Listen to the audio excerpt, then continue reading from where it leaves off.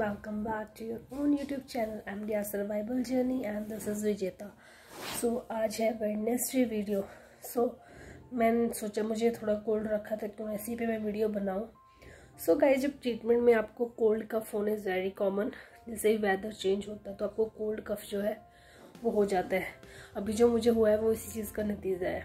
अभी ठंड इतनी ज़्यादा नहीं थी, पर एकदम से ठंड पड़ गई तो मुझे भी कोल्ड और कफ हो गया।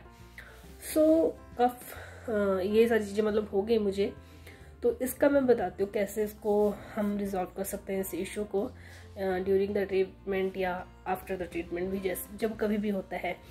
बात ये होती है कि जब ड्यूरिंग द ट्रीटमेंट होता है ना, तो जैसे नॉर्मल पर्सन को लगता है 1 हफ्ता ठीक होने में से, बट जब ट्रीटमेंट पे होते थे आपको 2 से 2.5 हफ्ते जो ठीक होने में लग जाते हैं। जो पीरियड होता है वो ज़्यादा हो जाता है क्योंकि हम ऑलरेडी एंटीबायोटिक्स पे होते हैं, इतना कुछ मेडिसिन ले रहे होते हैं। तो इस वजह से क्या होता है कि हम पे जो कोल्ड की भी मेडिसिन लेंगे तो इतनी जल्दी असर नहीं करती है, और वैसे भी हमारा जो इम्यून सिस्टम होता है वो लो होता है, तो हीलिंग पावर जो होता है वो भी बहुत ही ज़्यादा कम हो जाती है। What you have to do, आपको क्या करना है, आपको कोल्ड की मेडिसिन कभी भी मत लेना। अगर आपको हल्का सा है तो ले सकते हो, बिल्कुल ही स्टार्टिंग पे है तो लग रहा है कि होने वाला है तो ले सकते हो। अगर आपको हो गया हल्का सा भी तो मत लेना, क्योंकि आपका वो काम खराब कर देगा। वो क्या करेगा, जितना भी जो म्यूकस होता है वो क्या होगा, आपका चेस्ट पे जाम हो जाएगा, वो निकलेगा नहीं, आपको तकलीफ हो सकती है, ब्रीदिंग प्रॉब्लम भी हो सकती है। ऐसा करना है उस टाइम कि आपको अगर फीवर वगैरह लग रहा है या फिर गले वगैरह में दर्द है तो आप उसकी मेडिसिन ले सकते हो, बट जो है कोल्ड की नहीं लेनी है, उसको होने देना है। जितना आपका म्यूकस निकलेगा उतना आपका चेस्ट जो है क्लियर होगा। तो आपको क्या चीज़ें करनी है, फर्स्ट तो है कि गर्म चीज़ें खाओ, जैसे सूप हो गया या फिर वेजेस वगैरह, वो वैसी चीज़ें खाओ। वेज सूप हो गया, नॉन वेज सूप हो गया, एग्स वगैरह जो भी आप खा सकते हो, अच्छी डाइट लो। सेकंड जो आपको करना है, जीरा होता है, क्यूमिन सीड्स, जीरा जो होता है उसका थोड़ा सा पोर्शन लेना है, जैसे आधा स्पून ले लिया, तो उसको क्या रखना है, मुंह में डाल लेना है जीरे को, और उसको मतलब थोड़ी देर, मतलब जो उसका रस होता है ना उसको लेते रहना है। जैसे हम टॉफ़ी खाते हैं वैसे ही जीरे को मतलब टॉफ़ी समझ के उस टाइम हमने लेना है। उससे क्या होगा, जितना भी म्यूकस होता है ना वो निकल जाता है, आपको सर दर्द नहीं होगी, चेस्ट में कंजेशन नहीं होगी। ये मेरे फादर इन लॉ ने बताया था, तो ये काफ़ी मतलब बहुत अच्छा जो एक उपाय है इसके लिए। बाकी आपको थ्रोट इन्फेक्शन है तो आप उसकी मेडिसिन ले सकते हो। आपको ये करना है, इसको लेते रहने से, क्योंकि जितनी जल्दी आपका क्लियर होगा चेस्ट उतनी जल्दी जो आपका वो कोल्ड सही हो जाएगा। तो ये चीज़ करने की तो डाइट अच्छी लेनी है। क्यूमिन सीड्स हो गए, मतलब जीरा, वो लेना है।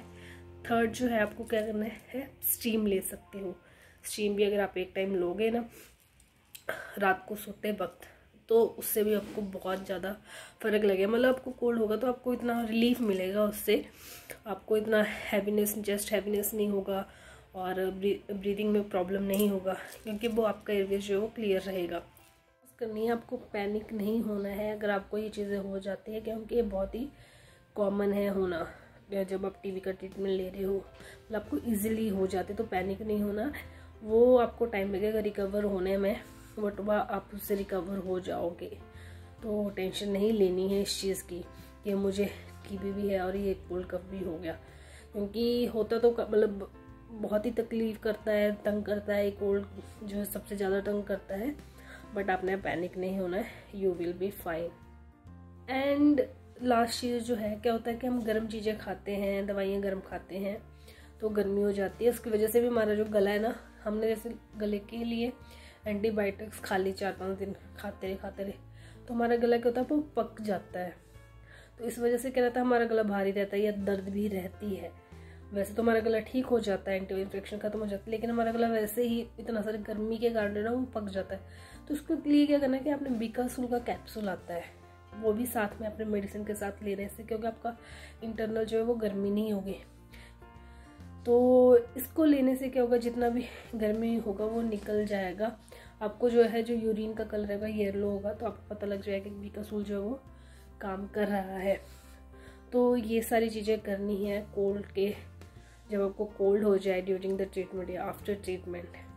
सो ये सारी चीज़ें ध्यान में रखोगे तो ईज़िली हो जाएगा। एंड अब मिलते हैं नेक्स्ट वीडियो में। आई होप ये वीडियो आपके काम की हो और आपको हेल्प मिले। सो इसी के साथ थैंक यू, बाय बाय।